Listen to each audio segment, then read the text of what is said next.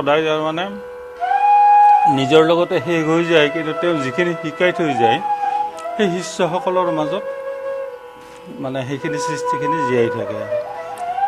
আজি এনে তাৰিখৰ হিচাপত আমাৰ 2 তাৰিখে ধৰ্মীয়ভাৱে যিখিনি ৰীতি নীতি মতে কৰে সেইখিনি শেষ হৈ গৈছে। আজি তাৰ স্কুলখনৰ শিষ্য যিখিনি আছিল বা প্ৰাক্তন শিষ্য বা গুণমুগ্ধ, এই গোটেইখিনিয়ে মানে এই শ্ৰদ্ধাঞ্জলি অনুষ্ঠানটোৰ আয়োজন কৰিছে। আৰু তেওঁলোকে লৈছে যে অখণ্ড বাহিবাদন 12 ঘণ্টীয়া, গোটেই ৰাতিপুৱা 8টা বজাত আৰম্ভ হৈছে দেখিছে। আৰু এনেকৈ বিভিন্ন দলত গোটেই দিনটো মানে এক মুহূৰ্তৰ কাৰণেও মানে বিৰতি নোহোৱাকৈ ৰাতি 8টা বজালৈকে চলিব। দীপক শৰ্মা ছাৰ আমাৰ চবৰে গুৰু, তেখেত আমাৰ মাজত নাই।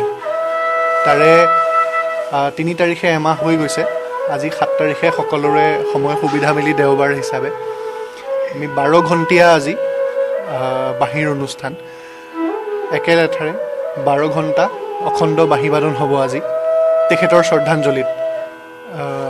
আমি গোটেই ছাত্ৰ ছাত্ৰীসকল আৰু এজন আমাৰ গুৰু কিশোৰ ভৰালী ছাৰ, তেখেতো আহি আছে, আমি সকলোৱে মিলি 12 ঘণ্টা তেখেতক শ্ৰদ্ধাঞ্জলি জনাম। আজি গোটেই অসমতে আছিলে, বিভিন্ন প্ৰান্তত আছিলে, বহুত জেগাৰ পৰা আহি আছে। হয়তো গুৱাহাটীত কোনোবা আছে, কিন্তু অৰিজিনেল গুৱাহাটীৰ নহয়, শিৱসাগৰৰো আছে, নলবাৰীৰো আছে, চৰাইদেউৰো আছে, তেনেকৈ বিভিন্ন স্থানৰ পৰা আজি আহিব সকলো।